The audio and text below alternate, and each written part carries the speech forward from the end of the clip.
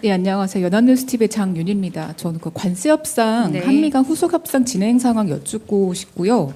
미국이 우리 정부가 제안한 통화 사업 후에 부정적 의사 밝혔다는데 이 상황도 좀 진전 상황 있는지 좀 확인 부탁드립니다. 관세 협상과 관련해서는 어제 제가 말씀드린 내용과 크게 달라질 대답의 부분은 없습니다. 말씀드린 것처럼 양국 간 협상은 여전히 진행 중이고 대한민국의 입장은 대한국민과 대한민국의 그 이익이 가장 국익이 우선시 되는 방향에서 다양한 부분을 열어놓고 협상에 임하고 있습니다. 그리고 한편 100일 기자회견 때 대통령께서 말씀하신 것처럼 우리 국익에 훼손이 되지 않는 방안으로 그리고 무엇보다 그걸 최우선으로 두고 그러나 무리한 요구가 있다면 국익의 보존을 목표로 협상에 나가겠다. 이 원칙은 하나도 달라진 게 없고요. 그리고 외환시장 영향이란 부분도 우리로선 고려할 수밖에 없기 때문에 충분히 그 사안도 고민하면서 협상에 임하고 있다라고 말씀을 드리겠습니다. 네. 네. 관세 협상 관련해서 이렇게 질문 한번 드려보면 어떨까 싶은데 지금 장기화되는 거 아니냐라는 전망이 많은데 그거가 너무 장기화될 경우에는 국익이 훼손될 수 있는 부분도 있는 게 아닌가 싶어서 최소한 언제까지는 뭐 협상이 마무리되어야 한다든지 그런 데드라인이 있으실지 여쭙습니다. 네, 장기화 국익 훼손에 대한 부분은 어떤 근거로 말씀하시는지 제가 잘은 이해가 안 됩니다. 기간과 국익이 꼭 연결된다고 말하기 어려울 듯 하고요. 저희 정부가 출범한 지 100일째고 100일 조금 지났고 100일 조금 지난 관세 협상 기간이 있었다고도 할 수 있을 텐데 이건 다른 정부가 훨씬 더 이전부터 관세 협상을 시작한 것으로 보면 일단 장기화라고 말씀하기는 좀 어려울 것 같고 장기화 역시도 일종의 근거를 좀 만들어서 말씀해 주시면 좋겠고 무엇보다 결론적으로 최종적인 합의 시점에 이르렀을 때 어떤 부분이 방금 말씀드린 외환 보유의 입장이라던가 내지는 우리 국익의 입장이라던가 우리 기업의 어떤 보호 측면이라던가 다양한 우리 국민의 이익의 측면에서 훨씬 더 0점을 맞춰서 최대한이 되는 시점으로 볼 때 시간 역시도 그 계산 안에 범위에 들어간다라고 말씀을 드리겠습니다. 네. 네, 먼저 듣고 그 다음에 홍윤희 기자로 넘어갈게요. 네. 네, 미디어팬의 김소정입니다. 네. 그 트럼프 대통령이 SNS에 한국 기업 언제든지 트레이닝하러 와라 이런 메시지를 남겼는데 여기에 대한 대통령실 입장이 있을까요? 네, 특별한 입장은 없습니다. 네. 네, 안녕하세요. YTN 홍민기입니다. 일부 전문가들은 관세 협상에 아예 백지화나 아니면 차라리 미국에 투자를 하지 않는 대신에 우리 기업을 지원하는 게 어떻겠냐 이런 주장도 나오고 있는데 이런 것도 혹시 염두에 두고 계신지요? 염두에 둔다라고 말씀드리면 일단 제가 드릴 수 있는 대답은 협상이 진행 중이고 정부가 국익을 최우선으로 두고 협상에 임하고 있다라고 했을 때 방금 말씀하신 부분은 전제가 되어야 될 듯합니다. 만약에 국익이 좀 더 보존되는 측면이 있다면이라고 해서 다양한 방안을 고민하고 있는 것으로 알고 있지만 말씀하신 것처럼 구체적으로 어떤 한 방안을 두고 무게를 실어두고 협상이 진행되고 있는 것은 아닌 상황이기 때문에 다양한 시간까지도 아까 말씀드렸다시피 협상 조건에 넣어서 지금 가장 최적의 지점을 찾아가고 있다라고 말씀드릴 수 있겠습니다. 네. 네. 안녕하십니까. 데일리 한국 박준영입니다. 저도 그 트럼프 대통령 SNS 관련해서 여쭤볼 게 있는데요. 이게 최근 우리 국민들에게 벌어진 사태를 의식한 것 같다라는 해석이 나오는데 그 조지아 구금 사태 관련해서 미국 측에 추가 사과가 있었는지 궁금합니다. 추가 사과라는 부분은 정확하게 확인되고 있지 않지만 발생 초기부터 우리 정부는 미국 측에 좀 강한 유감을 표명을 했고요. 그리고 법 집행 과정에서 우리 국민의 권익이나 인권 문제에 있어서 부당하게 침해돼서는 안 된다라고 공식적으로 요청을 한 바가 있었습니다. 그래서 최우선 요구도 그래서 단시일 내에 구금 상태에서 벗어나는 것과 안전한 귀국 등의 문제들 그리고 고통의 경감 문제들을 요구사항으로 저희가 계속 제시를 해왔고요. 그래서 이걸 수용하고 개선한 부분은 분명히 있습니다. 그런데 그 부분에 있어서 우리는 조금 더 이제 지금 보도에 나오고 있는 것처럼 국민의 인권이나 혹은 불편 사항 등이 없었는지에 대해서 조금 더 살펴볼 예정이고요. 해당 기업과 함께 이런 인권 침해 여부 등과 관련해서 조금 더 면밀히 알아보고 있는 중으로 알고 있습니다. 네. 네, 수고 많으십니다. 고발뉴스 이상호 기자라고 합니다. 네. 지난 취임 100일 기자회견에서 대통령께서 우회적으로 이렇게 문화적 차이가 있는 것 같다, 양국 간에 라면서 이제 국내에 근무하고 계신 원어민 교사들 이야기를 지나가는 어투로 말씀을 하시긴 했는데, 사실 문화적 차이라고는 하지만 동맹 체제 하에서 상호주의에 입각해서 믿어왔던 그 문화적 차이에 대한 상호 존중이라는 것들이 무너진 상태이기 때문에 상당히 충격적으로 다가오고 있는 현실에서 이분들이 현금으로 대부분 받으면서 벤츠까지 굴리는 분들도 많이 있다라고 하는 것들이 통설인데, 만약에 그렇다면은 최소한 실태조사 정도는 이번 기회에 해야 되는 것이 아닌가, 최소한 알고는 있어야 되는 것이 아닌가, 문화적 차이라고 인정하더라도 그런 생각을 하는 분들이 제법 있는 것 같은데 어떻게 생각하시는지요? 네, 일단은 대통령께서 말씀하신 문화적 차이에 대한 부분이 최근에 뭐 온라인 여론이라던가 많은 부분에서 감지되고 있는 것은 사실이고, 이에 대해서 대통령실도 그 부분이 감지되고 있고, 어떤 부분에서 좀 약간 여론이 커지고 있다라는 부분을 충분히 인지하고 있습니다. 그 이후에 말씀하신 뭐 여러 대책이라던가 혹은 그런 부분에 대해서 아직 논의되고 있지는 않지만 예의주시하고 있다라고 말씀을 드리겠습니다. 네. 아까 또 누가 손 드셨던 것 같은데 질문 다 끝났을까요? 여기 네. 한재준 기자 손 들었었죠? 네. 네, 대변인님, 뉴스원의 한재준 기자입니다. 그 구금 국민들 관련해서 인권 침해 사항 같은 게 이제 보도를 통해서 많이 나오고 있는데요.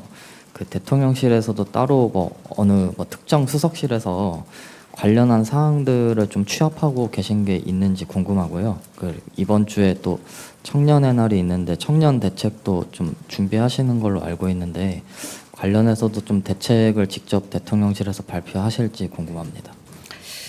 네, 일단은 그 부분은 아까 말씀드린 것처럼 뭐 지금도 그 미진했던 부분은 없는지, 뭐 우리 측에서든 혹은 뭐 미국 측에서든 미진했던 부분이 없는지, 우리 측 요구는 잘 수용이 됐고 개선이 됐는지, 이런 부분들은 실제적으로 외교부에서 좀 더 들여다보고 있다라고 말씀을 드릴 수 있습니다. 왜냐하면 이제 책임 부서이기도 하고 관할 이제 그 내각이기도 해서 살펴보고 있고, 기업들의 측면에서도 아무래도 기업에 소속된 근로자들이기 때문에 기업에서도 알아보고 있습니다. 그래서 그 부분은 조금 더 약간 일테면 전수조사 비슷하게 좀 그 부분에 대한 보고는 아마 받지 않을까 싶고요. 두 번째, 청년과 관련해서는 청년 문제는 오늘 비수보에서도 좀 얘기가 될 것 같고요. 그리고 몇 가지 그 대수보 회의에서도 그렇고 좀 이 논의들을 좀 구체적으로 개진을 해 나갈 예정이라, 이제 이번 주에 여러 회의 일정들을 보게 되면은 그 회의 과정에서 몇몇 대책 내지는 뭐 앞으로의 정책적인 방향 같은 건 좀 더 나오지 않을까라고 짐작이 됩니다. 네. 네. 네, 대변인님, 뉴시스 김경록입니다. 지금 관세에 관한 후속 협상이 교착 상태에 있는 상황에서 다음 주에 유엔 총회 순방을 떠나시게 되는데요. 물론 다자외교 무대기는 하지만 이제 뭐 정책실장님이나 관계부처 장관님들 동행하셔서 관세 후속 협상 관련 논의가 진행될 가능성도 있을지 여쭤봅니다. 뭐 일단은 유엔은 저희가 그 유엔 기조 연설도 있고요. 그리고 안보리 의장국으로서의 역할도 있습니다. 그러니까 유엔에서 해야 될 이 역할들이 중심이 된다라고 말씀을 드리겠고요. 그러면서 뭐 그런 공식 일정 앞뒤로 이렇게 정상 양자 회담이라던가 이런 양식으로 또 다자 외교가 펼쳐질 예정이 있지 않을까 싶습니다. 이제 그 부분에 대해서는 아직 구체적으로 정해진 일정을 좀 발표드릴 수준으로 저희가 무르익지 않았기 때문에 어느 정도 좀 공식화되면 그때 언론에 먼저 알리는 방식을 취하겠습니다. 네. 네. 네, 대변인님 안녕하십니까. 아시아투데이 홍선미인데요. 내일부터 미국에서 일본산 자동차는 관세가 15%로 적용되고 지금 저희는 이제 관세가 협상이 마무리가 되지 않은 상태에서 기업이 좀 피해를 볼 수 있는 상황이 예상되는데 혹시 관련해서 기업과 어떤 뭐 논의나 공조나 어떤 그런 협력 부분이 논의되고 있는 게 있는지 궁금합니다. 네, 자동차 기업을 짚어서 말씀하시는 건가요?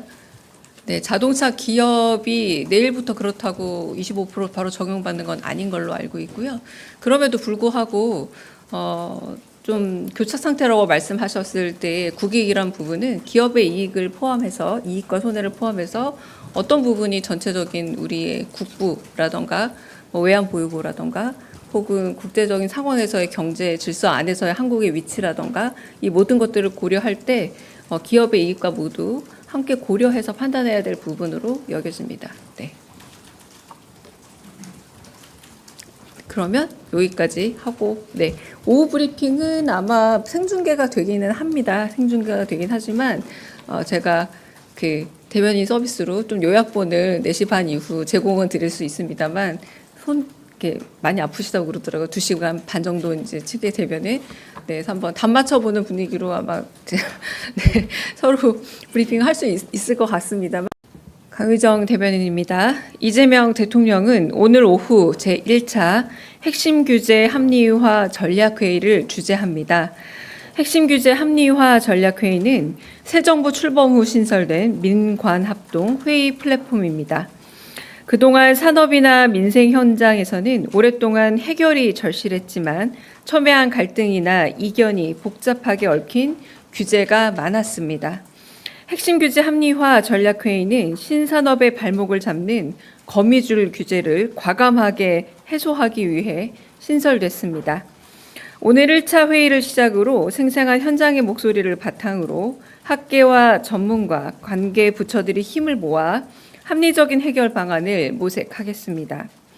첫 회의인 오늘은 청년 세대 일자리와 우리 경제의 미래를 책임질 데이터와 자율주행, 로봇 등 신산업의 성장을 가로막는 핵심 규제에 대해 논의합니다.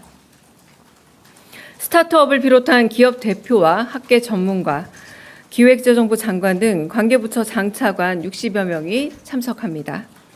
주요 의제 소개합니다. 먼저 AI 3대 강국을 위한 데이터 활용 규제 합리화 전략입니다.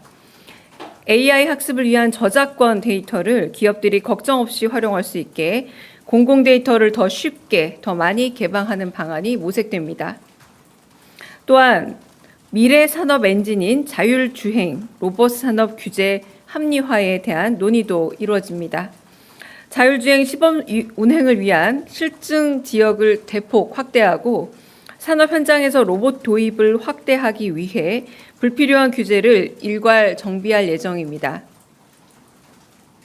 또한 경제 혁신을 위해 기업 성장을 촉진시키고 경제 형벌을 합리화하는 방안에도 머리를 맞대게 됩니다.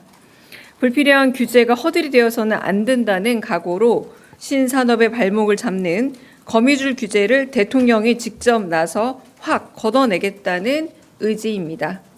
오늘 회의는 KTV 국민방송을 통해 생중계됩니다. 이상입니다. 네, 혹시 질문 있으면 뭐 현안 관련도 받고 가겠습니다. 네, 질문 있으실까요? 네. 네, MBC 김재경 기자입니다. 지난 주말도 그렇고 전국 법원장 회의 결과도 그렇고 조희대 대법원장의 법원의 날 기념식 발언도 그렇고요. 사실상 지금 대법관 증원이나 내란특별 재판부 설치를 사실상 반박했는데 그게 지난 취임 100일 기자회견에서 국민의 주권을 위임받은 선출 권력의 견제를